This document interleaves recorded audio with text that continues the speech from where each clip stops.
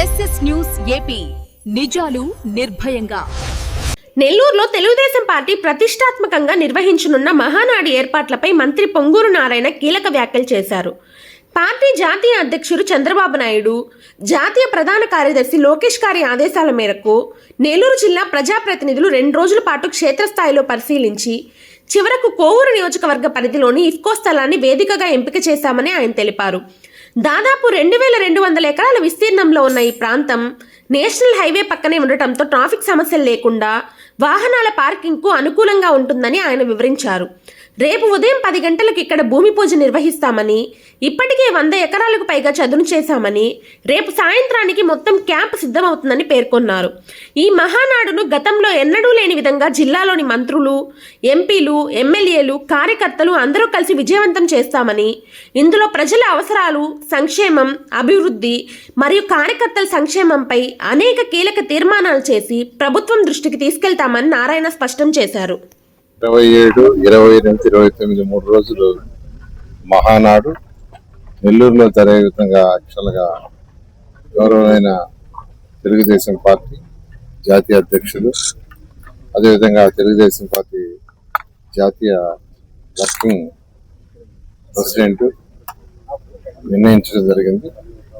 దాని మీద నెల్లూరు జిల్లాలో ఉన్న మంత్రులు కానీ, ఎంపీ, శాసనసభ్యులు అందరూ యాక్చువల్గా ఎక్కడ దీన్ని పెట్టాలనే ఉద్దేశంతో 2 రోజులు స్టడీ చేయటం, అదేవిధంగా పార్టీ సెంట్రల్ ఆఫీస్ నుంచి టీం రావటం, వాళ్ళందరూ ఫైనల్గా ఇఫ్కో ప్లేస్ ఏదైతే ఈ కోవూరు యొక్క కాన్స్టిట్యున్సీలో ఉందో అక్కడ దాన్ని నిర్ణయించడం జరిగింది. ఎందుకంటే ఈ ప్లేస్ అయితే దాదాపు 2200 ఎకరాలు, పార్కింగ్ కానీ లేదా వచ్చిన వెహికల్స్ ట్రాఫిక్ జామ్ కాకుండా, ఎందుకంటే నేషనల్ హైవే పక్కనే ఉంది కాబట్టి కన్వీనియంట్ ఉంటుందని రేపు ఉదయం 10 గంటలకు యాక్చువల్గా దీనికి పూజా కార్యక్రమం చేస్తారు. దానికి నిన్న మొదలుపెట్టి దాదాపు ఒక 100 ఎకరాల పైన ఈ కంపెనీ మొత్తం తొలగించారు.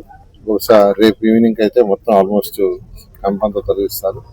దీనికి సంబంధించి కమిటీలు కూడా ఒక 2 days వేస్తామని పార్టీ ఆఫీస్ తెలియజేయడం జరిగింది.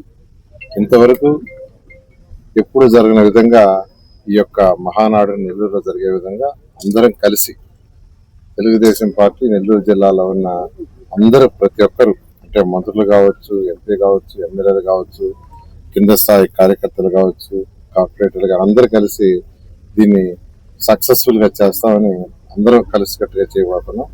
దీని ద్వారా ఏంటంటే మహానాడులో ప్రజల యొక్క అవసరాలు ఏమున్నాయి, సంక్షేమ పథకాలు కావచ్చు, డెవలప్ కావచ్చు, ఏముండాయని అనేక తీర్మానాలు చేసి, అదేవిధంగా కార్యకర్తల యొక్క సంక్షేమానికి సంబంధించి అనేక తీర్మానాలు చేయటం, ఏదైతే ప్రజా అవసరాలు ఉన్నాయో ఆ తీర్మానాలను ప్రభుత్వం తెలియజేయటం, అవన్నీ ఇంప్లిమెంట్ చేయటమే ఈ మహానాడులో జరిగే తీర్మానాలు.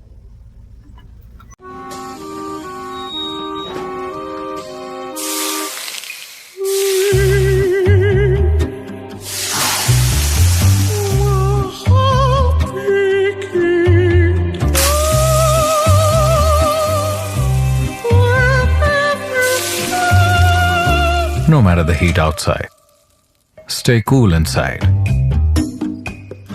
with energy-efficient windows from Asahi System Windows.